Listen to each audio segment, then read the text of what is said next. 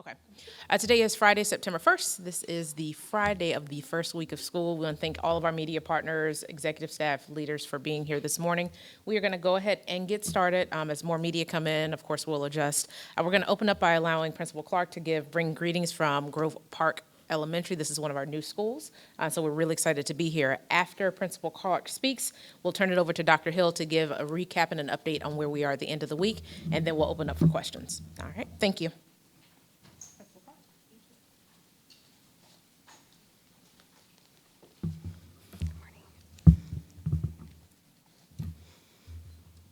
To our distinguished guests, ladies and gentlemen, a very warm welcome.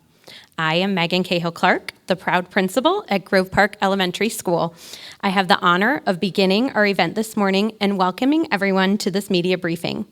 It gives me immense pleasure to have you all in our newly constructed facility.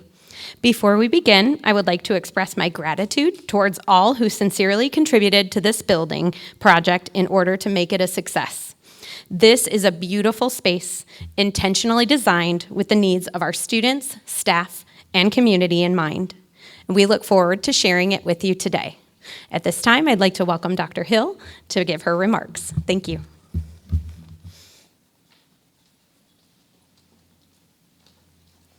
Good morning, everyone. Certainly excited to be in this beautiful new facility.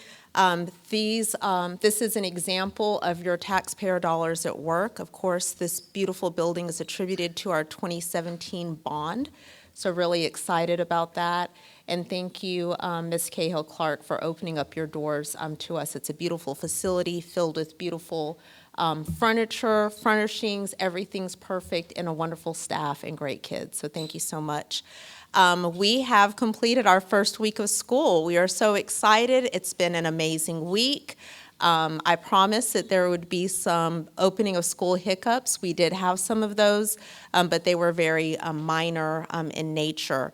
We had the opportunity to visit several schools this week. I was in and out of several schools this week.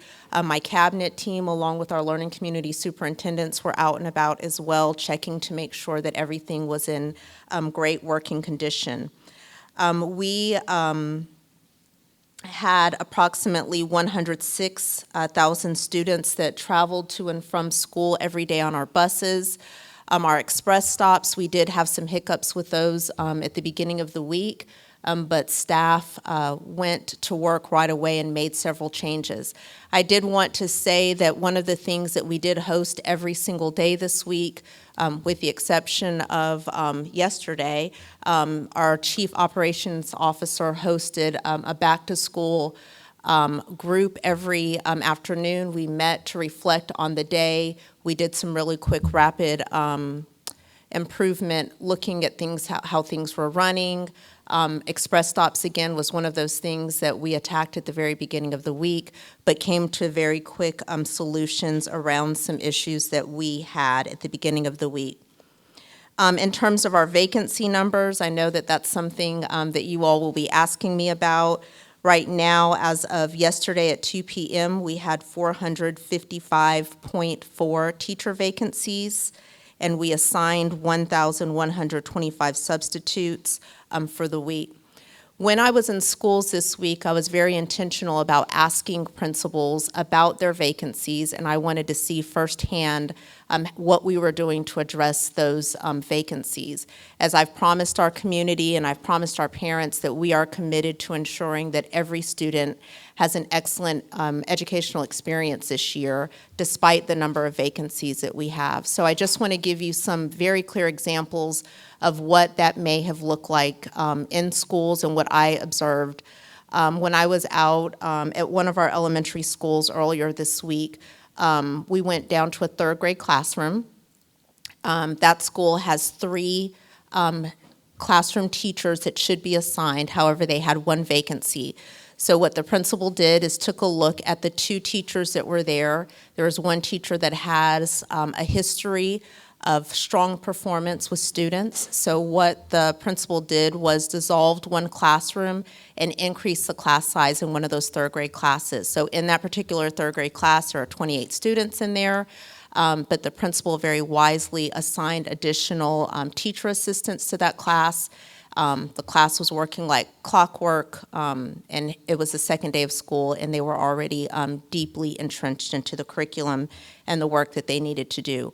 We then went down to a fifth grade classroom where there was another there's actually 2 vacancies. The principal was able to secure a guest teacher that was actually licensed in another state.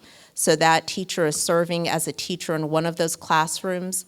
The teacher that is a CMS certified teacher is responsible for teaching reading, and that teacher will be teaching reading to all 3 blocks of students.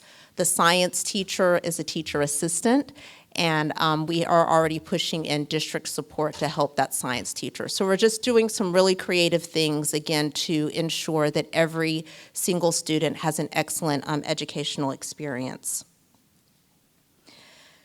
The other thing that I wanted to add is that, again, our teams have just been really diligent about being out in schools.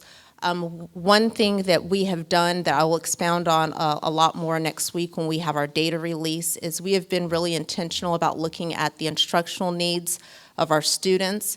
And so what we have done is we have taken our instructional support that's at the district level, identified schools that are in need of support, and on the very first day of school, that instructional support was out in schools. So what that means is we are able to identify the needs, and we're able to answer those needs on the very first day of school, when typically we would wait until about October to start sending out that instructional support. So just being really intentional on the first day of school, starting strong with instruction. Again, it's been a great week. I think maybe that is evidenced by when I pulled up this morning, I said, where's the media? They're not here yet. And so typically you all are here. It's been relatively quiet, knock on wood, but just a great start. And again, I attribute that to an amazing team, amazing principals like Principal Cahill-Clark that have worked extremely hard to make sure that our students and our staff have an amazing first week of school. And with that, I'll open it up to any questions you may have. I've seen a lot of parents talking on Facebook, things like that, about the new policies with SB 49, what you guys have passed with your own procedures and policies. What does parents still need to know just so that we can inform them about that and everything when it comes to the opting in or opting out? Sure. What I would say is a couple of things about that. As you all know, the legislation came out pretty late. Our board acted very quickly, and I've talked to a lot of superintendents across the state, and we were one of the first to go ahead and implement because the law is effective immediately.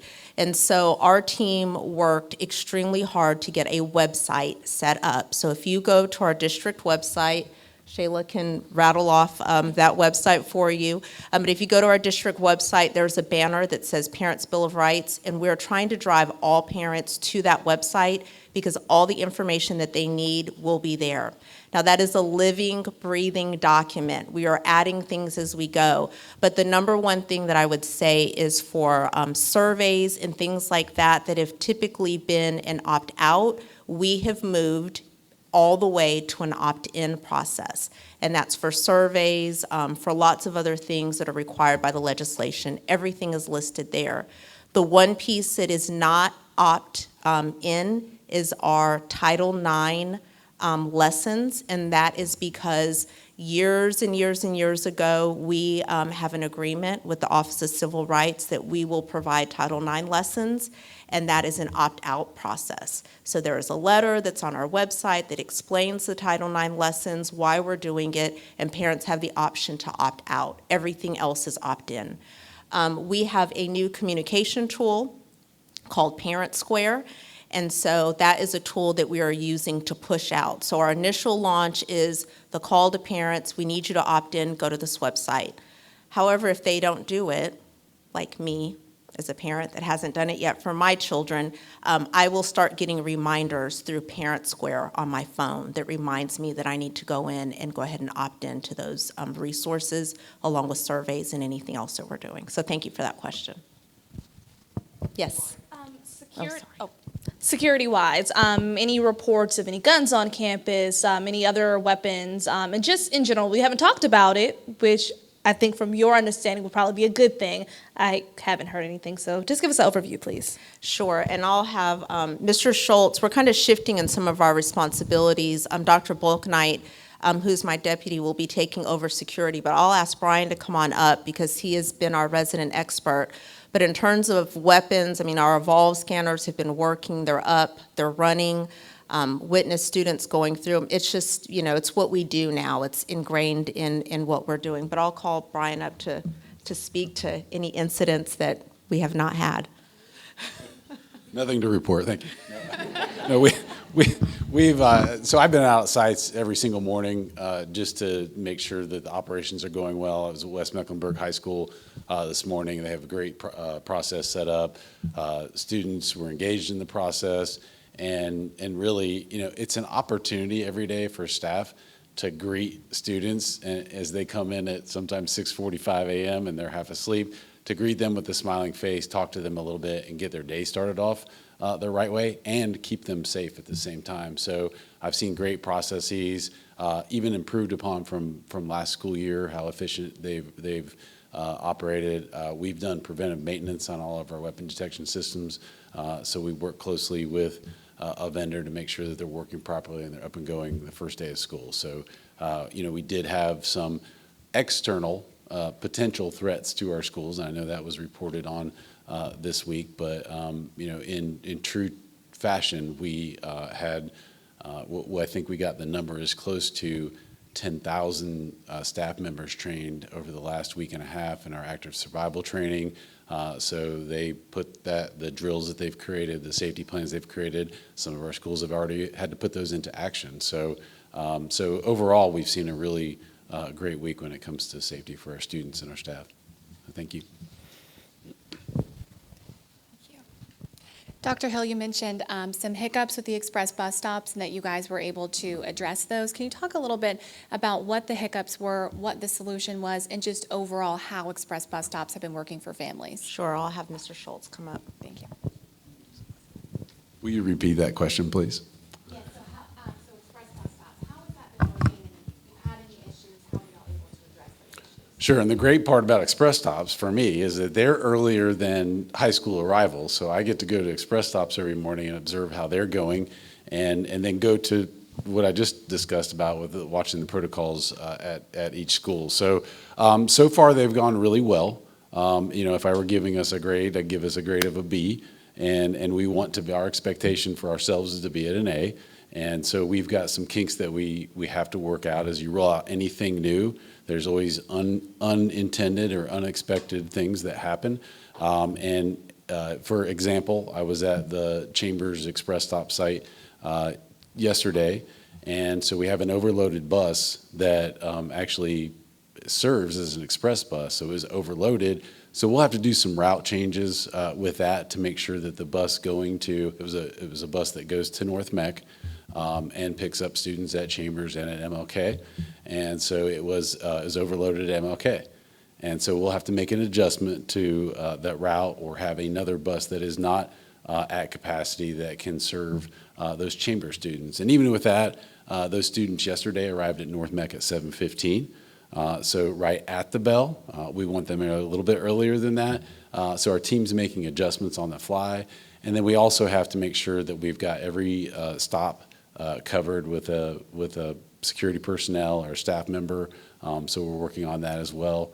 And we're coming really close to having that accomplished. So overall, there's some glitches. Parents have been really good about giving us feedback about that, and sometimes it's friendly and sometimes it's not so friendly, but I take that as an opportunity to learn from them and make adjustments as needed. And I also always look at any feedback that we get as parents who are engaged in their child's education. So I'm always grateful for that any way that it comes. And I would also add that there were some, minor issues in terms of signage. So we were able to move signage right away so it was more visible. Traffic patterns, for example, when parents are coming on, what the intersection of a school that may be dismissing and the new express stops that are coming on and how parents pick up, just some minor things that we have never done before, so there had to be new solutions that were built out. But again, those minor, that came up on the first day of school, and on the second day of school, Mr. Schultz, Ms. Porty, other members of the team were out at those sites. I went to a new school, the sign was moved immediately, overnight, just some things like that. So I'm most proud of our team's responsiveness to the concerns that have been lifted. Maria, here, back to you. Oh, I'm sorry. Anthony first. Sorry, Maria. I've already asked you a question. Yep, thank you, I appreciate that. Anthony from Channel 9, nice to meet you. Dr. Hill, you kind of just touched on this a little bit, and maybe Mr. Schultz will kind of come back to this as well. Obviously it's the first week. I know you all are working out the kinks, but we've heard of the Here Comes the Bus app not working. We've heard of no air conditioning on buses. We've heard of the buses themselves being overcrowded. When can parents start to sort of see some relief? It sounds like you all are trying to take immediate action, but for these parents, they kind of want to know when this will get sort of settled, and what is your message to them? And also, if a parent is concerned, what's the best way for them to bring those concerns to the district? Thank you. Sure. So we've already started to see improvements. So Dr. Hill talks a lot about 1% better every day. I would say that we've been better than 1% better every day, especially when it comes to transportation. There's still glitches out there. We'll still work through those. As parents they obviously contact the transportation hotline. That's been challenging because there's been a lot of calls to it this week. So I know that sometimes that's difficult to get through. But parents find ways to contact us either through emailing the transportation line, emailing me, emailing, in other ways. And I'll give an example of the improvement. So we saw from Monday to Thursday, the morning on-time arrival went from 80% the first day to yesterday it was 95.8% on-time arrival. So that's what we talk about. These improvements, they happen, and they're maybe not fast enough all the time for everyone, but from 80% the first day being on time to 95.8 on the fourth day of school, that's a significant improvement. In the afternoon, it's started lower. It started at 68% on time. And you think about, as a student in a school, when you walk out to a bus lot, you've got to remember your bus number, from ages 5 or 4 sometimes through 18. You have to remember your bus number. You have to identify it on the bus lot amidst 30 to sometimes 40 other buses. So there's some familiarity that is not yet gained on that first day. So the afternoon typically runs a little bit more slowly. And our drivers are being very diligent in ensuring that they don't drop students off at the wrong location or that they have the correct student. So it takes more time interacting with students in the afternoon because we want to get that right. But we've even gone from 68% on-time arrival in the afternoon to yesterday it was at 90%. So you see a 22% on-time arrival increase over the week. That will continue to get better. As we fine-tune routes, as we address the overloaded buses, as we look for, somebody's route is too long, as we look for a better way, a shorter route to get that child home. So that's the improvements that we've seen, and we're seeing that across the board. We're seeing that with the express stops. We're seeing that with dismissal. We're seeing that with the traffic patterns all across the board as the week, and that will continue into next week as well. So thank you for the question. And you didn't ask this, but I do want to make this point. Brian, stay up here just for a second. One thing that I do want to point out with our move to express stops, and I understand that it's been painful and understand the reasoning, why many parents are upset. The alternative to not doing express stops would mean that we would go from how many vacancies? Between 180 and 200. We would be at Going from the 32 that we have right now to 180 to 200. So we would go from about 32 vacancies to around 200 vacancies. And the reason being is every time we pull a driver to add more stops on an express route, we are then impacting 4 or 5 schools, which equals about 125 students. So I'm not saying that to pit one group against the other. I'm not saying that. but we have a responsibility to safely get as many students to school on time and home on time as possible. And so if we reverted back to door-to-door transportation, it would have resulted in 200 vacancies. And if you just do a quick Google search of school districts across the country, you hear all kinds of things, like schools canceling transportation for neighborhoods, or you're on an A-day, B-day, like this week you get transportation, next week figure it out. So we are glad that we were able to get ahead of it. What started off as a budget issue has ended up really in a staffing issue, and we're just really proud that we've been able to get the percentages that Mr. Schultz just called out in terms of our on-time arrival and getting kids home on time. So just super grateful to the community. Can you talk about any central air issues? I've been seeing some things. Tell me, where is that happening and how you all are addressing it? And is this something that happens often? It does happen often. So again, it's not an excuse. We operate in a different way now than we did 2 or 3 years ago when we were at 80 or 90% staffed, and we're 60% staffed in HVAC right now. So we have had issues. What I'm really proud of the team that I oversee kind of echoes what Dr. Hill says is the responsiveness. So when a school actively sees that there are people on site working, that at least makes you feel a little bit better. It's like when the air conditioning goes out of your home and somebody comes to work on it, you're like, oh, thank goodness they're here. And keeping them updated on the progress is really, really important as well. It might be a day or it might be 2 days where we have to order this part, it's on back order. So making sure that we're informing the principals so that the principal is able to communicate to their staff, their families, things like that. So we've seen several instances where we've had whole schools, a second floor, a third floor that have been out. We've remedied almost all of those whole school issues. We have one remaining that we've had techs on site over the last 3 days trying to remedy that situation.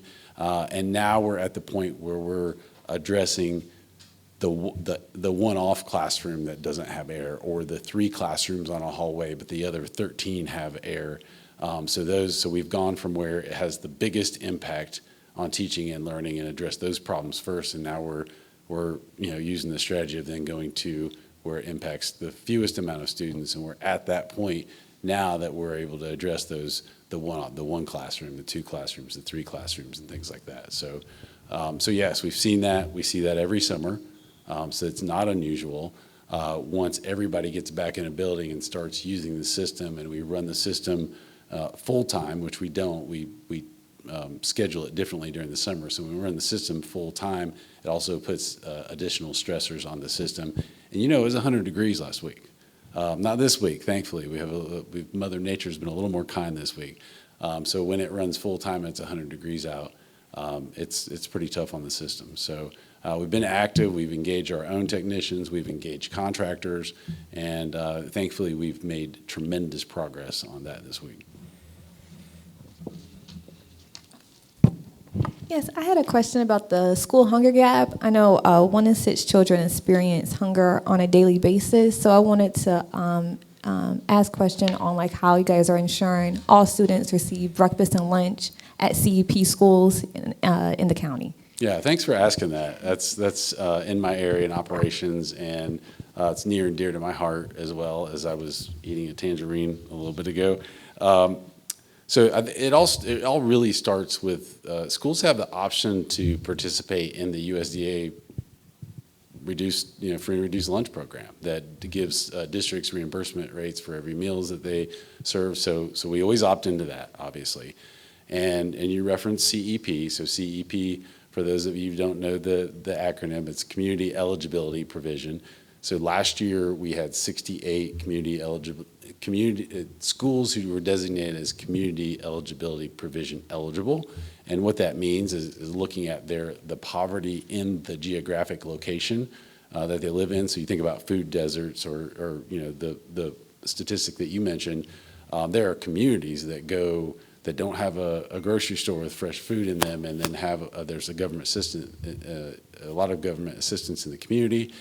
So we went from 68 CEP schools where all students eat breakfast and lunch for free to 111 this school year. It's a pretty significant jump. So that is obviously a result of that, that Medicaid is as a direct qualifier now. So it increased the number of students who didn't have to fill out a free and reduced lunch form, and then it moved our number from 68 to 111. Universally, all the students at those schools get free lunch. So that's a great thing, and there's no stigma attached to that. Everybody just goes through and eats. And then the next step would be if you're not at a CEP school, then we are really pushing the free and reduced lunch applications, which is eligible to students who meet a certain, or that live at the poverty level. I'll just say that. Their families are at the poverty level. They qualify for either free or reduced lunch. I'm really happy to report on that we're at 16,000 applications processed.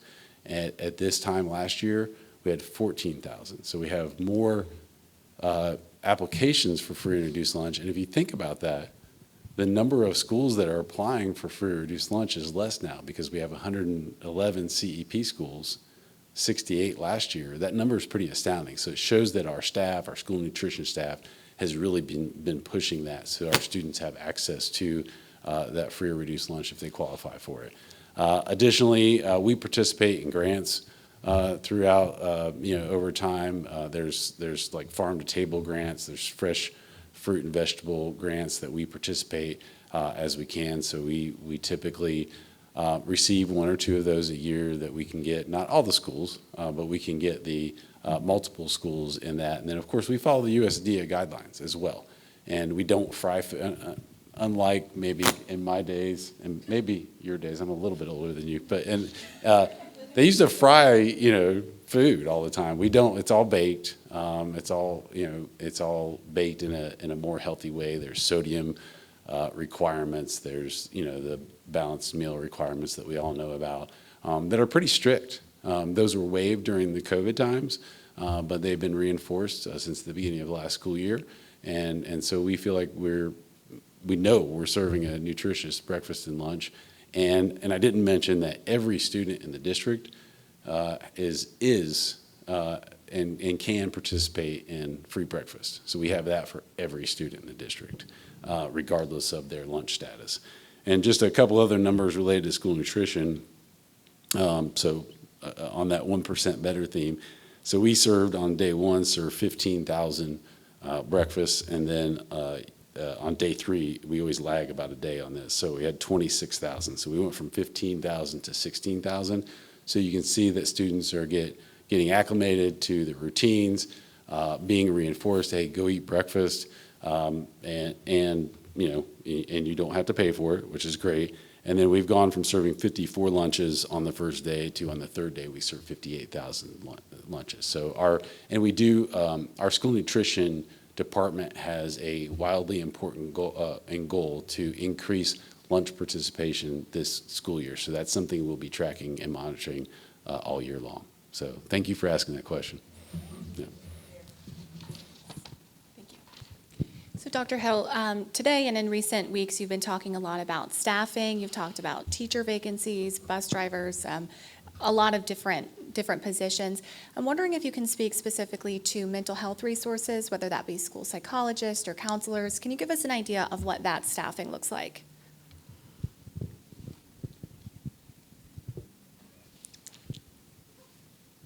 Yes. I'll have Dr. Khan come up. Thank you.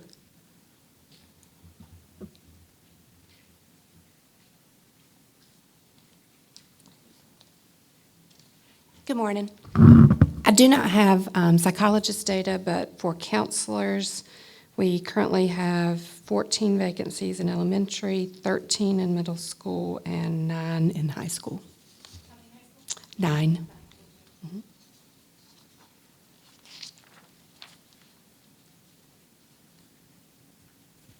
other questions? And then Anthony, any others from media? Dr. Hill, this question is for you. Last week you mentioned that there was 200 teachers in process in regards to the teacher vacancies. Any update on that and filling those number of vacancies in the district? Yes, so we have processed, I don't know the exact number, but we have processed several teachers. The issue with any staffing entity is as soon as you gain them, you also have people going out. So the first day of the month is a retirement month. So the numbers that we called out today are reflective of anybody that had a retirement set for September 1st. So we have hired multiple, do you know how many, Keisha? We don't have that exact number. But we're moving as fast as we can. Our HR department, they're working overtime, extended hours, coming in early, staying late.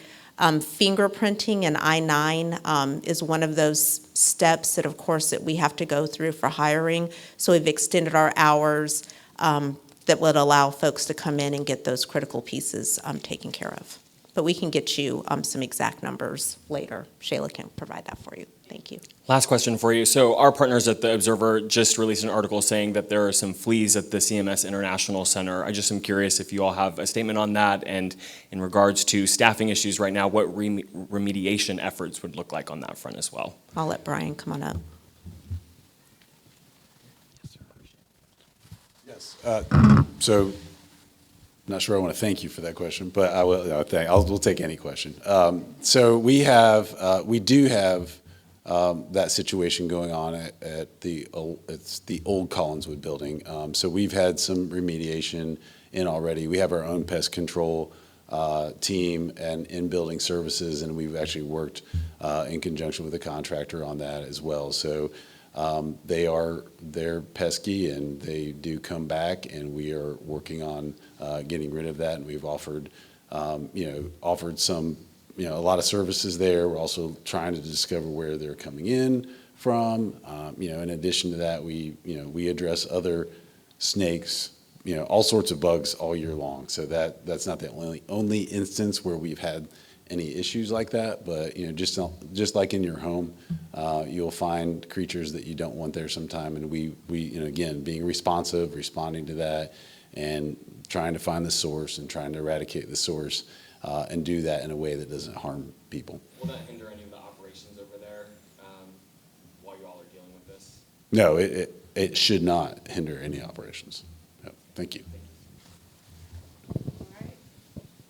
If there are no further questions, just go ahead. I just wanted to say one thing. I just want to again say just how grateful we are for such a smooth start.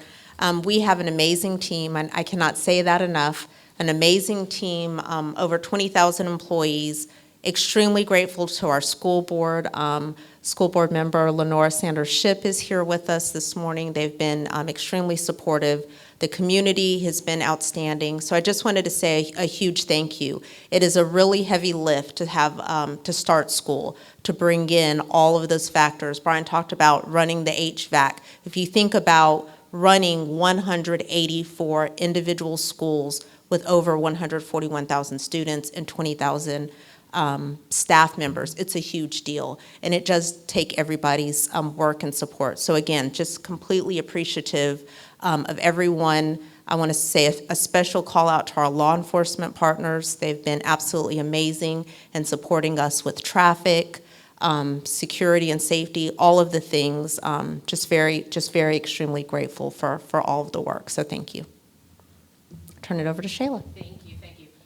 Media partners, thank you as always for joining us. We will have, you will receive your end of day facts from Susan. So we are working with our different departments to give you weekend reports.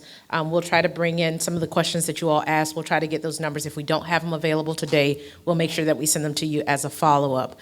Just a heads up, next week we will have our data release press briefing, September 6th. I'm looking for Sydney. Where's Sydney? Oh, he's right there. At Ren West at 10 a.m. We will send out an advisory, but I just want to put it on your radar as well. And is there any other announcements for media? Do we have time? Where's Dennis and Principal Clark? Do we have time for a tour? Yeah, Okay. So for our media partners that are here, if you would like to join us, Dr. Hill's going to visit a couple classrooms, so you all are welcome to join. Probably about 20, 30 minutes is what we'll have. But if not, we'll send you some photos and any type of B-roll. All right. Thank you all.